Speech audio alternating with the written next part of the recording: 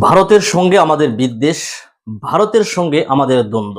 বাংলাদেশে কোনো কিছু হলে ভারত সেই বিষয়টা নিয়ে ব্যাপক পরিমাণে সমালোচনা করে, আবার ভারতের কোনো একটা বিষয় নিয়ে বাংলাদেশ পর্যাপ্ত পরিমাণে সমালোচনা করে। ভারতের সঙ্গে আমাদের বিদ্বেষ, এটা আসলে আমাদের জন্য লাভ নাকি লস আলোচনা করব সেই সম্পর্কে। আসলে আমাদের মাস্তানিগুলো কি ফেসবুকের এই একটা পোস্টের মধ্যে সীমাবদ্ধ, বা আমাদের চিন্তা চেতনার মধ্যে সীমাবদ্ধ, নাকি এর কিছু বাস্তবতা আছে? এই বিষয় নিয়ে আলোচনা করব, শুনবেন, আশা করি ভালো লাগবে। প্রথমে আসি, বাংলাদেশ ভাই খুব ছোট্ট একটা দেশ।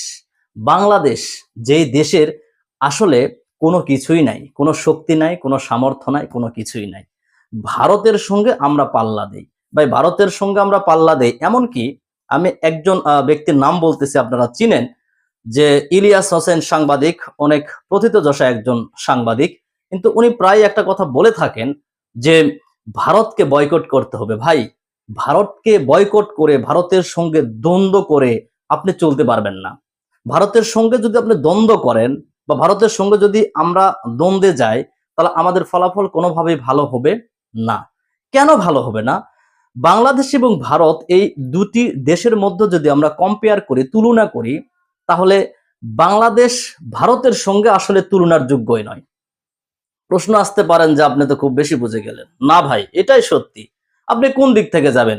অর্থনীতির দিক থেকে যাবেন, আপনি পারবেন না। আপনি সামরিক যদি দিক বিবেচনা করেন, সেইখানেও পারবেন না। আপনি অর্থনীতিতে নাই, আপনি সামরিক ক্ষেত্রে নাই, আপনি জনবলের কথা যদি বলেন, সেখানেও নাই। আবার শিক্ষা ক্ষেত্রে যদি বলেন, সেখানেও নাই।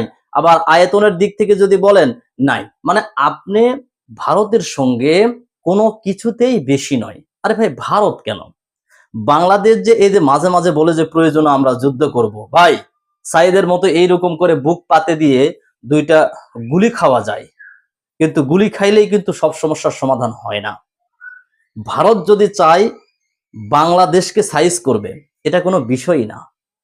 তার আগে একটা কথা বলে নেই, বাংলাদেশের এখন যে পরিমাণে পারমাণবিক শক্তি বলেন, বা পররাষ্ট্র নীতির যে বিষয়গুলো, এগুলো যদি বিবেচনা করে আপনারা আমাকে একটু বলেন যে এই পার্শ্ববর্তী মায়ানমারের সাথে কি পারবে? আপনার কাছে মনে হয় মায়ানমারের সাথে পারবে?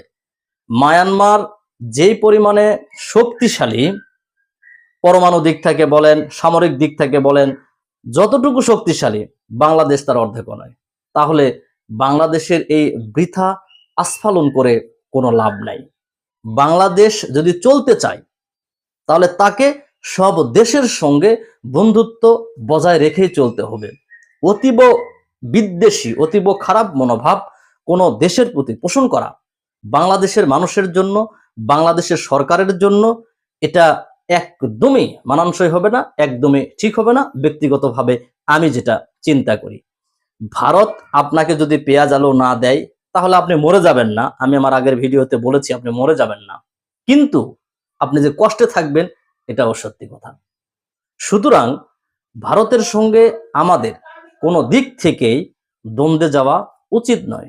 সুতরাং বন্ধুত্বপূর্ণ ভাব বজায় রেখে যতটুকু সম্ভব আমাদের চলতে হবে। আর যদি এর ব্যত্যয় করে, বা বাংলাদেশের জনগণই যদি এর ব্যত্যয় করার চেষ্টা করে, বাংলাদেশের সরকার যদি এর ব্যত্যয় করার চেষ্টা করে, তাহলে অদূর ভবিষ্যতে বাংলাদেশ নামে এই দেশটার অস্তিত্ব খুঁজে পাওয়া যাবে কিনা, আমি ব্যক্তিগতভাবে, আবারও বলতেছি, আমি ব্যক্তিগতভাবে সন্দিহান। কেননা আগামীর যেই সময়টা আসতেছে, সেই সময়টা কিন্তু আর লাঠিসোঁটা নিয়ে যুদ্ধ করার মতো না। আগামীতে যে সময়টা আসতেছে, সেটা কিন্তু তৃতীয় বিশ্বযুদ্ধ। প্রথম হয়ে গেছে, দ্বিতীয় হয়ে গেছে, এখন তৃতীয়। প্রথম বিশ্বযুদ্ধের সময়ে যেই জিনিসগুলো ছিল, যারা যুদ্ধ করেছিল, সেই জিনিসগুলোই তো বাংলাদেশের নাই। তাহলে এই বাংলাদেশ কিভাবে তৃতীয় বিশ্বযুদ্ধের মতো একটা বিষয়টাকে মোকাবেলা করার চিন্তা করে?